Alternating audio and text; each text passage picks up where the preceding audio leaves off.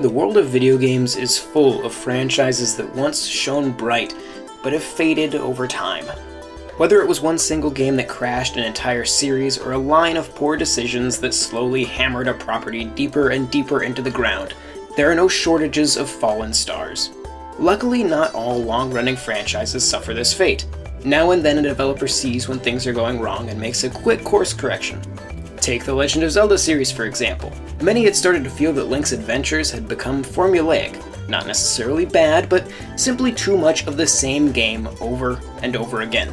Then comes The Legend of Zelda Breath of the Wild, and this 30-year-old franchise is suddenly the biggest thing since, well, Zelda on NES.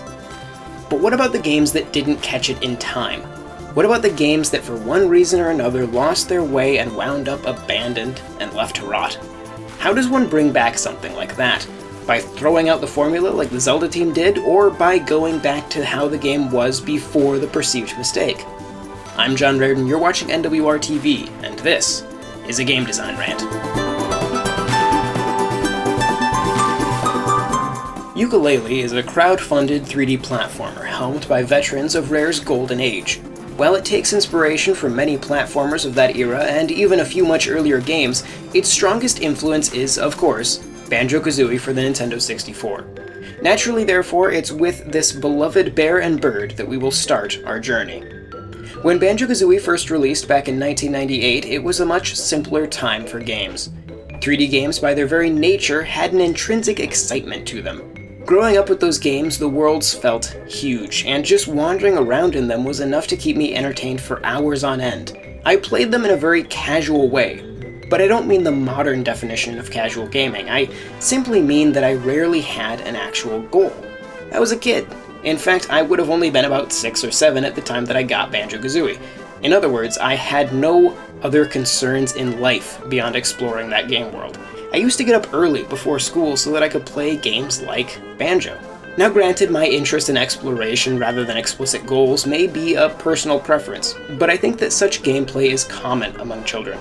They're oftentimes less interested in beating a game than simply playing it. When we consider that the average age of gamers was significantly lower in 1998, we realize that these children, enamored with exploration, were, at the time, the predominant consumers of the medium.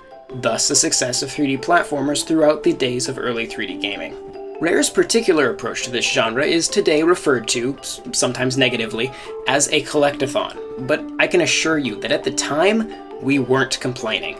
That game design philosophy of dropping collectibles across a map to reward players for searching every inch of the game world resonated perfectly with the young consumers of those games. Rare's platformers were at their best when the player took their time and simply meandered through them.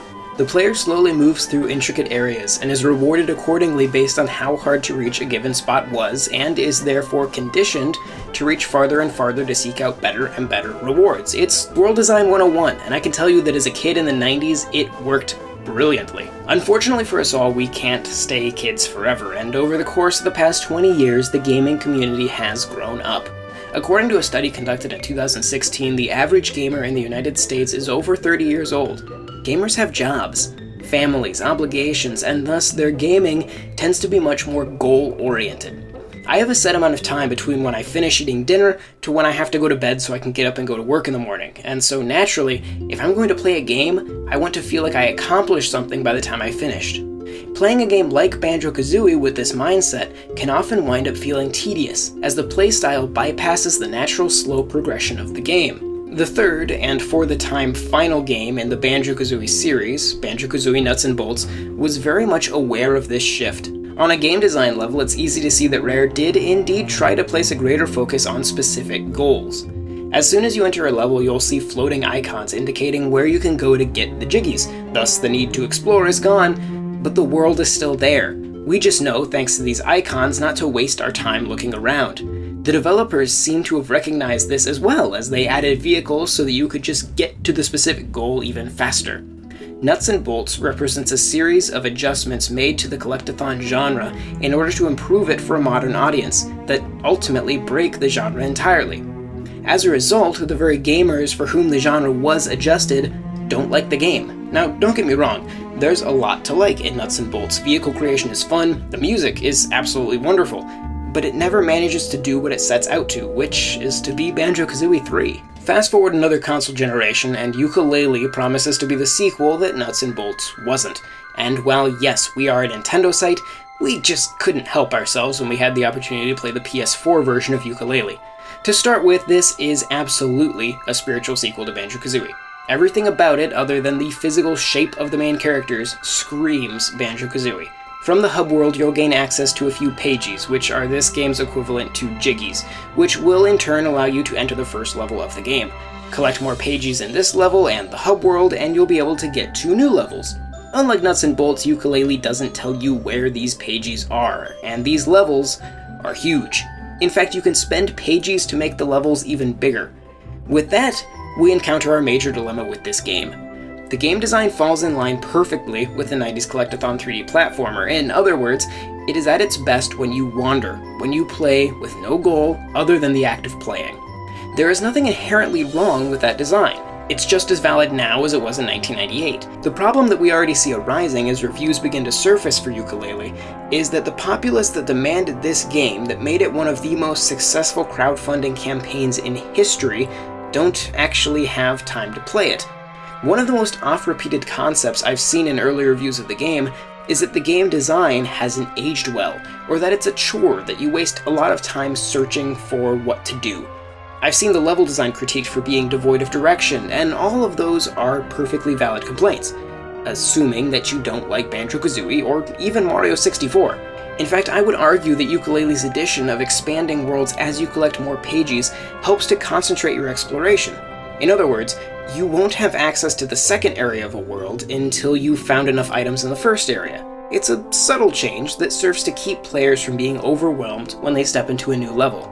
Ultimately, the fascinating problem that Yooka-Laylee faces is that its fans don't have time to play it, and the children who do don't know it exists yet. I can say with absolute certainty that my nephews and nieces are going to absolutely love Yooka-Laylee. They'll be overjoyed to tell me about the new area they found or the challenge they overcame.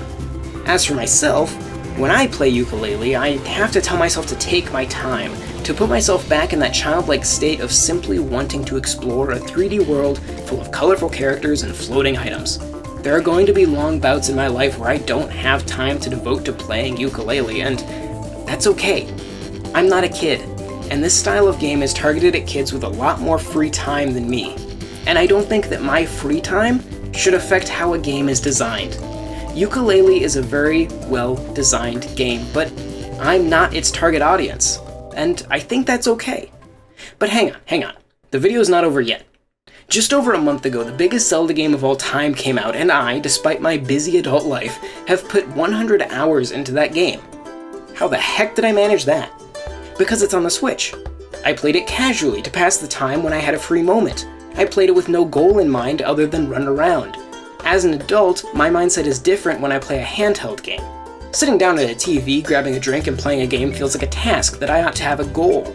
But pulling out a handheld during a lunch break at work is just a way to pass the time and play. That is where Yooka-Laylee will, for me, flourish. I can't wait to have this game available on the go, and I think that's where we'll see it have the best reception. But what do you think? Do you agree?